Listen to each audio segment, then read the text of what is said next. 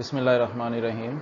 आज हम ज़ूलॉजी की चंद बेसिक टर्मिनोलॉजीज़ के बारे में और चंद बेसिक प्रोसेसेस के बारे में डिस्कस करेंगे।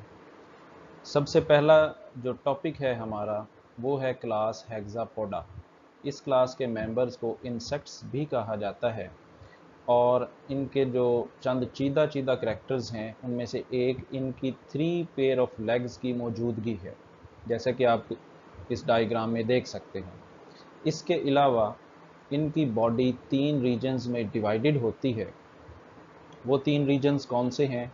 Head, thorax and abdomen.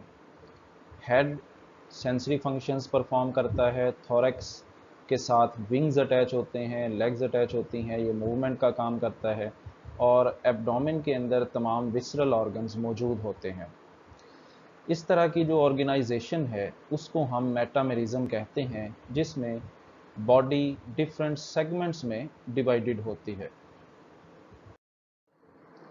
उसके बाद नेक्स्ट आपको एक डायग्राम नज़र आ रही है स्क्रीन पर। ये एक ह्यूमन माउथ की डायग्राम है जिसमें टीथ वाज़े तौर पे नज़र आ रहे हैं। तो ह्यूमन के जो टीथ हैं उनको हम हेट्रोडोंट कहते हैं। हेट्रोडोंट मीन ऐसे ऑर्गेनिज्म के टीथ जो शेप में और फंक्शन में एक दूसरे से डिफरेंट हों, यानी डिफरेंट सेट्स जो डिफरेंट फंक्शंस परफॉर्म करते हैं, हेट्रोडोंट कंडीशन कहलाती है, जैसे कि ह्यूमन टीथ हैं। और इसके अलावा कुछ ऐसे ऑर्गेनिज्म भी होते हैं जो कि होमोडोंट होते हैं, जिनके तमाम के तमाम टीथ एक जैसे ही होते हैं। वाइट ब्लड सेल्स बेसिकली 2 बड़े ग्रुप्स में तकसीम किए जाते हैं, ग्रेन्युलोसाइट्स एंड एग्रेन्युलोसाइट्स।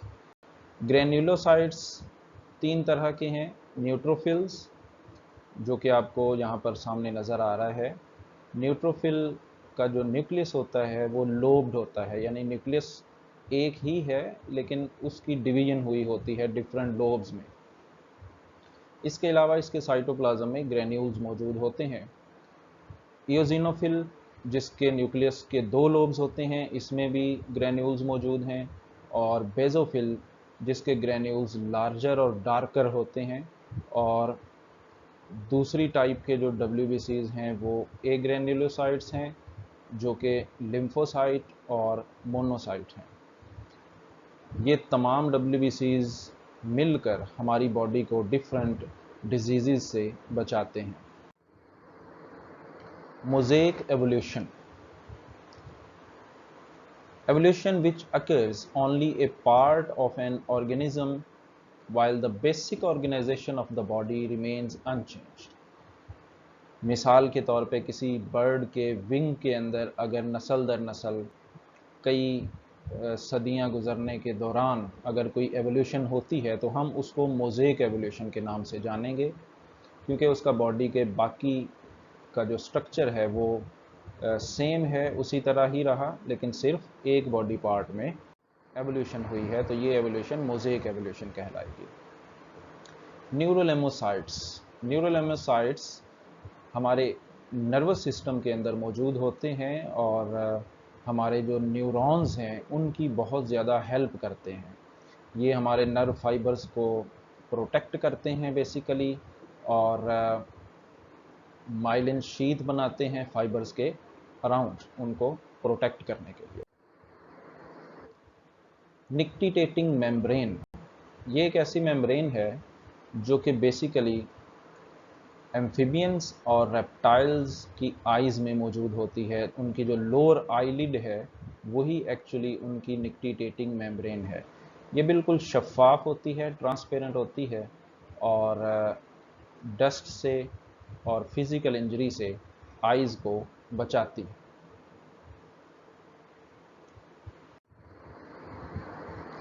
रिप्रोडक्टिव आइसोलेशन, अगर किसी ऑर्गेनिज्म को, सेम स्पीशी के ऑर्गेनिज्म को मेटिंग से रोक दिया जाए, if it is prevented from mating by some natural barriers, तो ऐसे प्रोसेस को हम रिप्रोडक्टिव आइसोलेशन के नाम से जानते हैं। एवोल्यूशन में इसकी बहुत इम्पोर्टेंस है और ये जो प्रोसेस है ये एवोल्यूशनरी जो प्रोसेस है उसको एनहांस करता है, उसमें हेल्प करता है एवोल्यूशन में। रेप्टाइड, रेप्टाइड एक ऐसा स्ट्रक्चर है जो कि रॉड लाइक स्ट्रक्चर है। बेसिकली फ्लैट वर्म्स के एपिडर्मल सेल्स में ये मौजूद होता है और इसका फंक्शन बड़ा इम्पोर्टेंट है।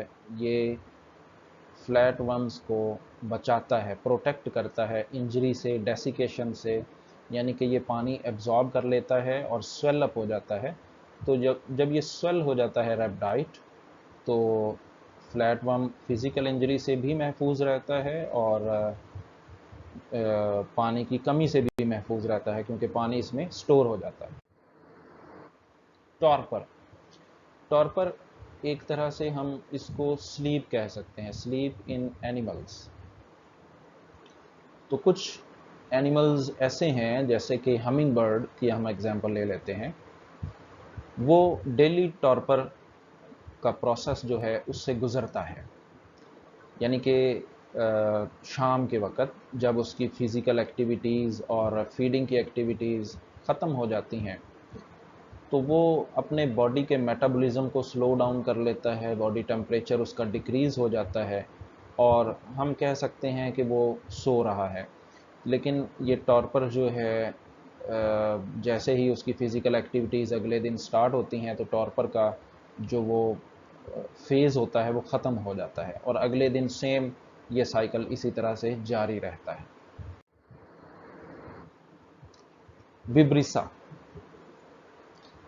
विब्रिसा एक्चुअली कुछ एनिमल्स के नोज़ के आसपास पाए जाने वाले हेयर्स को कहा जाता है। ये हेयर्स बाकी हेयर्स से कुछ मुख्तलिफ इसलिए होते हैं क्योंकि ये सेंसरी फंक्शंस परफॉर्म करते हैं।